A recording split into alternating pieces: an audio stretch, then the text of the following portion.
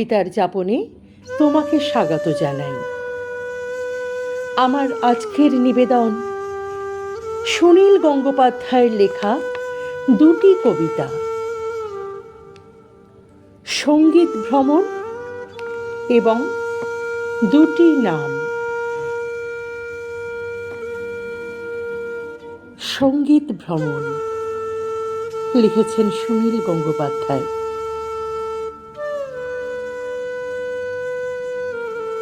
শীতকালের বিকেল, কিছুই করার নেই। এরকম সময় চরম শত্রুকেও যেন হোটেলের ঘরে একলা থাকতে না হয়। বই নেই, বাইবেল পড়ব, সকালের বাসি কাগজ, দমবন্ধ ঘরে আরশোলার গন্ধ, জানালা খুলতেই কনকনে হাওয়া। টিভি দেখলে গা নিষ্পিস করে, মনে হয় কোনো নিচু স্তরের গ্রহের সংস্কৃতি। হঠাৎ টেলিফোন। অশোক বাজপেয়ী বলল, চলো ইয়ার, কিছুক্ষণ গান শুনে আসি। ভোপালের ভারত ভবনে ঘরোয়া আসরে এসেছেন এক শিল্পী, নীল হাতা শার্ট ও ধুতি পরা, প্রায় বুড়ো ট্রেনের টিকিট চেকারের মতন গোমরা মুখ। দেখলে একটুও ভক্তি হয় না। এ আবার কাকে ধরে এনেছে? পাবলিক রিলেশনস যাচ্ছে তাই, মুখ তুলে ক্যামেরার দিকে চোখ রাখতেও জানে না।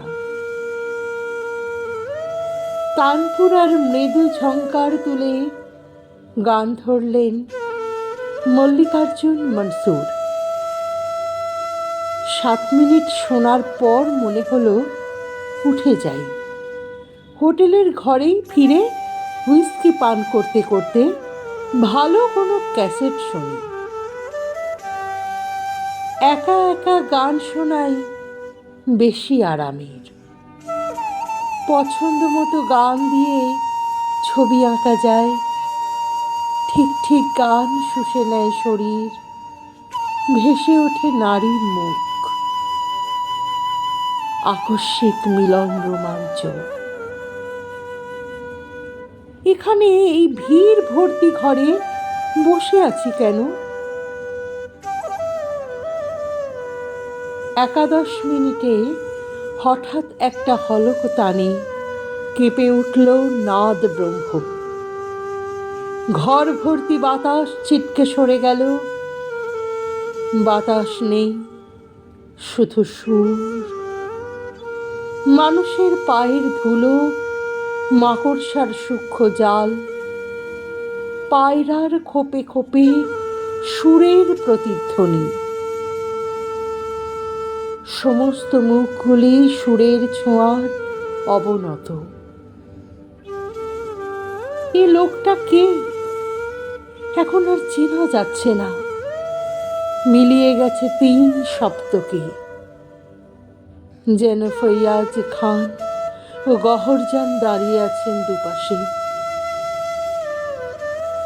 আকাশে ছবি আঁকছেন মল্লিকার্জুন, পাহাড়ের মতো মেঘ রাগ। গরজ ঘটা ঘন কারি কারি, নিয়ামত খার বন্দিশ। আমার পায়ে ম্যাজিক আঠা, ওষ্ঠে সন্ধেবেলার তৃষ্ণা, তবু উঠতে পারছি না। ওই নীল শার্ট পরা লোকটা মন্ত্র পড়া ধুলো ছিটিয়ে ধরে রেখেছে আমাকে। একবার তাকাচ্ছে বাঘের চোখে, যেন খুঁজছে হরিণ। রবীন্দ্রসঙ্গীতের মেঘ নয়, শোনা যাচ্ছে ভেতরে ও বাইরে বজ্রপাত। ওগো মল্লিকার্জুন, এবার থামো, থামো, আমাকে যেতে দাও। অন্তরা থেকে সঞ্চারিতে অজস্র রঙিন সুতো, বিস্তার থেকে আরো বিস্তার। কখন সমে ফিরে আসবে সেই রোমাঞ্চ? কে কাকে শোনাচ্ছে গান? কি তীব্রতম নিঃসঙ্গ গায়ক, মাটির দিকে মুখ, রোগা রোগা হাতের আঙুলে তানপুরা। কক্ষটির ছাদ উড়ে গেল, উন্মুক্ত হলো দিগন্ত। মোটর দুর্ঘটনায় নিহত আমির খাঁ হাত চাপড়ে দিচ্ছেন দূরে দাঁড়িয়ে। দুই বোন হীরাবাই আর সরস্বতী রানী বাতাসে উঠছেন পরিদের মতন। পটভূমিকায় সমস্ত গন্ধর্ব লোক। আমি বসে আছি সমুদ্রের ধারে, সপ্তসুরের ঢেউ জলোচ্ছ্বাসের মতন ঝাপটা মারছে শরীরে।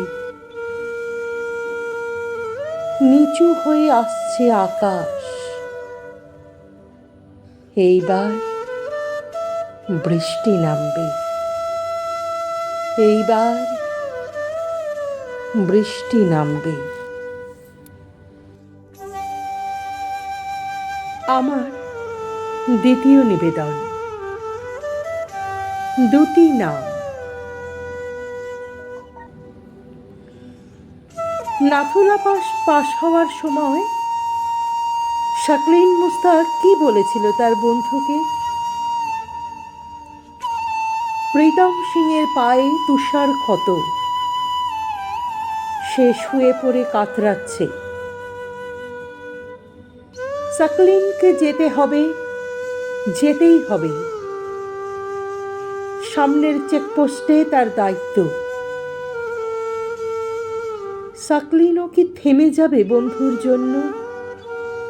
কেঁদে কেঁদে পাহাড় ফাটাবে? মুমূর্ষু প্রীতম কি বন্ধুর গলা জড়িয়ে বলবে, ওরে আমায় বাঁচা, ফেলে যাসনি? তবু যদি শাকলিনকে চলে যেতে হয়, সেটা কি অন্যায়? আমরা জানি না কি ঘটেছিল সেখানে সেই সংকটে। জানুয়ারি নাথুলা পাশে রক্তারক্তি ঝড় বয়েছিল। ধরা যাক উল্টো দিকে শাকলিন মুস্তাকি তুষার ঝড়ে কাতর। এগিয়ে যাচ্ছে প্রীতম।